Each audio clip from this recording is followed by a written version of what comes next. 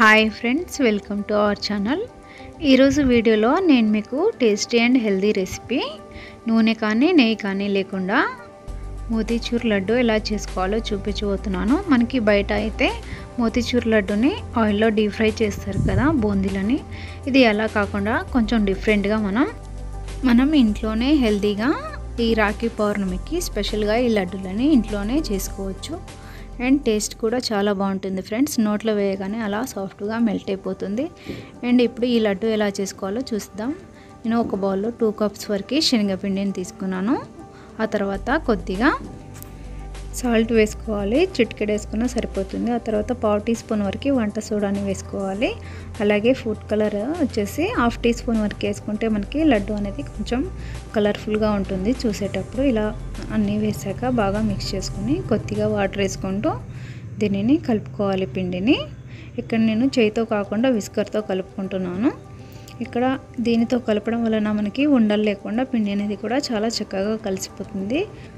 ఆ తర్వాత ఇంకొద్దిగా వాటర్ వేసుకొని దీనిని చిక్కగా కలుపుకోవాలి. పిండిని మరీ పలుచగా లేకుండా ఎక్కువ చిక్కగా ఉండేలా కలుపుకోవాలి. చేతితో కలిపితే మనకి ఉండలు అనేవి మిగిలిపోతాయి లోపల. సో దీంతో కలిపితే మనకి ఉండలు లేకుండా పిండి అనేది బాగా కలిసిపోతుంది. ఇలా కలిపిన తర్వాత దీనిని 10 నిమిషాలు పక్కన నానబెట్టుకోవాలి. 10 నిమిషాలు నానిన తర్వాత స్టవ్ మీద నాన్ స్టిక్ ప్యాన్ పెట్టుకొని ఇలా కొద్దిగా ఆయిల్ వేసుకొని బ్రష్తో మొత్తం రాసుకోవాలి ప్యాన్ పైన. ఆ తర్వాత ఇలా చిక్కగా కలుపుకున్న పిండిని ఒక గరిటెతో కొద్దిగా ఇలా వేసుకోవాలి. చిన్న చిన్న అట్టుల్లా వేసుకోవాలి మొత్తం. ఇలా వేసుకుని ఒక 2 నిమిషాల పాటు సిమ్లో పెట్టుకొని వేగనివ్వాలి. అలా వేగిన తర్వాత వీటన్నిటిని మరోవైపుకి టర్న్ చేసుకోవాలి. ఒక్కొక్కటిగా టర్న్ చేసుకొని దీనిని కూడా మరో 2-3 నిమిషాల పాటు సిమ్లో పెట్టుకొని బాగా వేయించుకోవాలి. మనకి పచ్చిగా లేకుండా దీనిని 2 సైడ్స్ ఇలా తిప్పుకుంటూ వేయించుకోవాలి. ఇలా వేగిన తర్వాత మొత్తం ఒక ప్లేట్లోకి సర్వ్ చేసుకోవాలి. ఇలా మనం కలిపిన పిండినంతా కూడా ఇలా అట్టుల్లా చేసుకోవాలి. ఇలా చేసిన తర్వాత వీటిని ఇలా మధ్యలోకించి ఇలా 2గా లేక 4 ముక్కలుగా కట్ చేసుకొని ఒక మిక్సీ గిన్నెలోకి వేసుకోవాలి. మొత్తం చిన్న చిన్న పీసులుగా కట్ చేసుకొని ఈ గిన్నెలో వేసాక పైన కించిలా మూత పెట్టేసి దీనిని గ్రైండ్ చేసుకోవాలి. మరీ మెత్తగా కాకుండా కొంచెం రవ్వ ఉండేలాగా దీనిని గ్రైండ్ చేసుకోవాలి. అప్పుడు మనకి లడ్డూలు అనేవి బాగా వస్తాయి.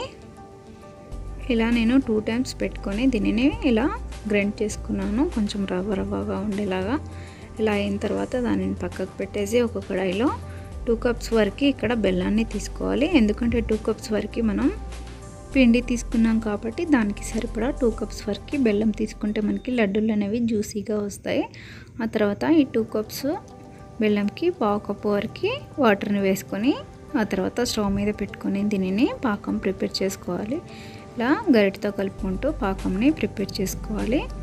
ఒక 5 మినిట్స్ పాటు ఇలా ఉడికిన తర్వాత బెల్లం అంతా కూడా మెల్ట్ అయిపోతుంది. ఇలా మెల్ట్ అయినప్పుడు మనం దీనిని వడకట్టుకోవాలి. ఎందుకంటే కొన్ని బెల్లాలలో మనకి ఇలా మొత్తం రాళ్ళు అనేవి చెత్త అనేది వస్తుంటుంది కదా. ఇలా వచ్చినప్పుడు మనకి చూసి దీనిని జల్లించుకోవాలి. ఇలా జల్లించి వడకట్టేసుకున్న తర్వాత మళ్ళీ ఇదే కడాయిలోకి ఈ వడకట్టుకున్న బెల్లం పాకంని కడాయిలోకి వేసుకొని ఒక 5 నిమిషాల పాటు ఉడికించుకోవాలి. ఇలా 5 మినిట్స్ ఉడికిన తర్వాత మనం పాకంని ఇలా 2 వేల మధ్య పట్టుకొని చూస్తే ఇలా సన్నని తీగలాగా వస్తే సరిపోతుంది. ఇలా వచ్చిన తర్వాత మనం ముందుగా గ్రైండ్ చేసి పెట్టుకున్న ఈ రవ్వ మిశ్రమాన్ని అంతా కూడా పాకంలోకి వేసుకొని ఒక 5 నిమిషాల పాటు సిమ్లో పెట్టుకొని బాగా కలుపుకోవాలి.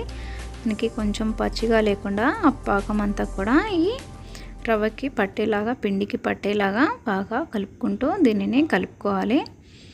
ఇలా కలిపిన తర్వాత ఇందులో కొద్దిగా 1/2 టీ స్పూన్ వరకు ఇలాచీ పౌడర్ని కూడా వేసుకోవాలి. ఇలాచీ పౌడర్ వేసిన తర్వాత మరోసారి కలుపుకోవాలి బాగా. ఇలా బాగా కలిపిన తర్వాత దీనిని స్టవ్ ఆఫ్ చేసుకొని కిందకి పెట్టేసి మళ్ళీసారి దీనిని ఇలా కలిపేసుకొని ఒక 5 నిమిషాల పాటు చల్లారనివ్వాలి. ఆ తర్వాత నేను కొంచెం ఇలా డ్రై ఫ్రూట్స్ని వేయించి పెట్టుకున్నాను ముందుగా. తర్వాత ఒక ప్లేట్ మీద కొద్దిగా ఆయిల్ కానీ నెయ్యిని కానీ రాసుకోవచ్చు, మీ ఇష్టం. నేను ఇక్కడ ఆయిల్ని కొద్దిగా మొత్తం బ్రష్తో రాసుకొని ఆ తర్వాత కొద్దిగా చేతిలో పిండిని తీసుకొని ఇలా చిన్న లడ్డూలా చేసుకున్నాను రౌండ్గా. ఆ తర్వాత పైనకించి ఒక బాదం పప్పుని ఇలా పైనకి పెట్టుకుంటే మనకి లడ్డు రెడీ.